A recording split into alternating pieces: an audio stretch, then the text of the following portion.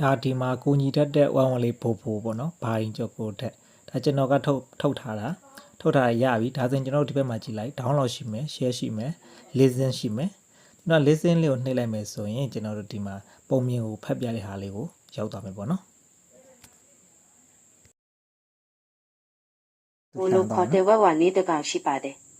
သူကအရန်သဘောကောင်းပြီးသူတပားကိုကူညီရတာဝါသနာပါသူလေးပေါ့ဒီနေ့မှလည်းသူကတခြားသူတွေကိုကူညီဖို့အတွက်သူ့ရဲ့အပြရောင်ကိုဝတ်ပြီးအပြင်ထွက်ဖို့ပြင်နေပါတယ်ဝဘဟာလန်ရှော့ထွက်လာရင်လမ်းဘေးမှာမူနေတဲ့ကလေးတစ်တင်နဲ့တွေ့ပါတယ်တစ်တစ်ဟာသူမဆူစားထားတဲ့အစိတ်အဆိုင်တွေ့မြည်ကြီးပေါ်ပြတ်တဲ့ကုံလိုဝမ်းနေနေရှာတာပါမမပါနဲ့တစ်တစ်ရဲ့ငါကူညီပါမယ်လို့ဘိုကအပြုံးလေးနဲ့ပြောလိုက်တယ်ကျွန်တော်တို့ဒါမျိုးဗီဒီယိုထုတ်ဖို့ဆိုရင် Gemini လိုတယ်ကျွန်တော် Gemini နဲ့လောက်တာ Gemini နဲ့ကိုဝင်လိုက်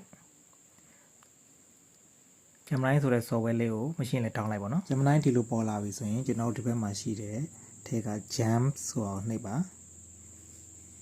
Gems ကိုနှိပ်လို့ရှိရင်ဒီဘက်မှာကျွန်တော်တို့ပေါ်လာတယ်အဲ့ချိန်မှာ Storybook ကိုရှာပါ Storybook ကိုနှိပ်ပါအဲ့ဒါကပုံမြင်ရေးတာပေါ့နော်အဲ့ဒါကိုကျွန်တော်ဒီမှာကြိုက်တဲ့ပုံမြင်ကိုရေးခိုင်းလို့ရပါပြီဒါတော့အင်္ဂလိပ်လိုပေါ့နော်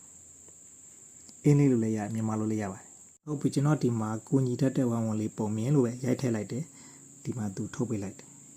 အဲ့ဒါကို open နှိပ်ကြည့်မယ်ဒါဆိုတော့ဒီမှာပုံမြင်စာအုပ်ကလေးထွက်လာပါပြီနော်နှိပ်ထားလိုက်ပြီးရင်ကိုကဖတ်ပြလို့ရတယ်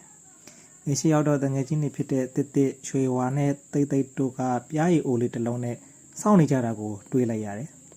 ဒါကမင်းရဲ့ကုညီတွေအတွက်ငါတို့ပေးတဲ့လက်ဆောင်ပါလို့သူတို့ကပြောကြတယ်ဒါကိုကကိုလို့ဖတ်ပြလိုက်ရတယ်ပြီးရင်ဒီဘက်ကလေးမှာညားလေးရှိတယ်ညားလေးနှိပ်လိုက်ရင်ဘိုးဘွားရတာရှိတဲ့ပြားရည်လေးကိုအာရပါရဆလိုက်ပြီးသေးရွယ်ဆောင်လေးကိုခြုံကနှစ်ချိုက်အိပ်ပျော်သွားပါတော့တယ်သူဟာတကယ်ကိုကုညီတတ်တဲ့114ပါပဲဒီလိုကလေးကိုဖတ်ပြလို့လည်းရတယ်ပေါ့နော်အားလုံးပဲလိုက်လို့ကြည့်ပါ